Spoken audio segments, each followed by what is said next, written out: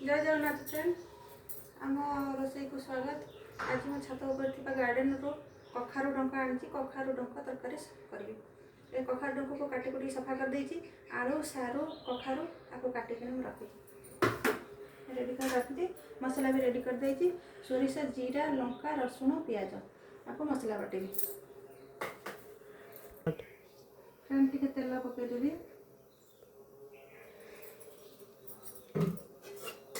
तेल पकई सारा बड़ी की भाजीदेवी। बड़ी फ्रेंड हो गला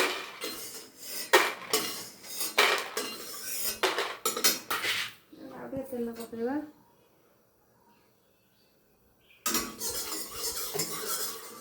ये जो सारू आलू कखारु डंक काटिक रखी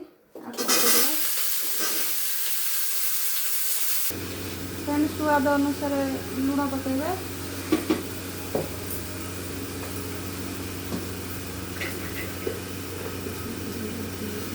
हल्दी गुंड भी पकईवा।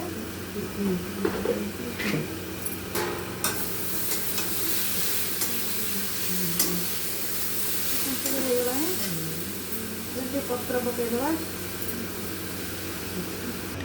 फ्रेंड संतुली हो गला। आदि मसला पकईदे। शाग तरकारी टिके अधिक मसला दरकार फ्रेंड। फ्रेंड ये हो गला मसला टिके ये संतुली देली तादे पानी देदेबा। ये कखारु डंक तरकारी टिके पानी देदेबा फ्रेंड। फ्रेंड घोड़े पानी दे फ्रेंड देखिए है कि ना नहीं है आगे हम जो बड़ी भाजिक रखी अधे पकईदे। आधे छुंक कला बेले पकईला आगे घोड़ेदेवा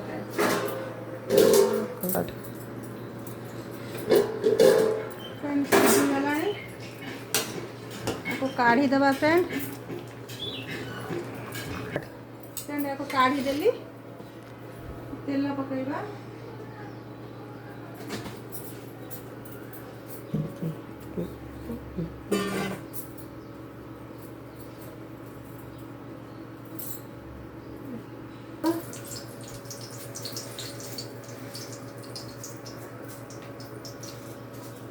फ्रेंड पंच फुटन देवा।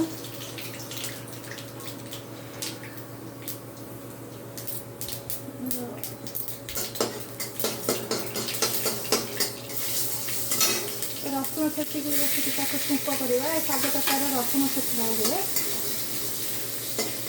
रसुण टे जरीगले बड़ी भाजिक रखी अधा पकई अधा रखी फ्रेंड।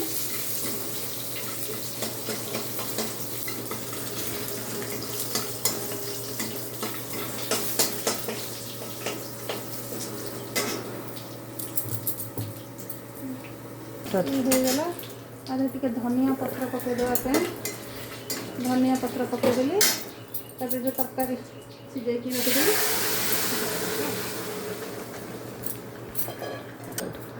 फ्रेंड होगला आपको काढ़ा फ्रेंड। काढ़ीदेली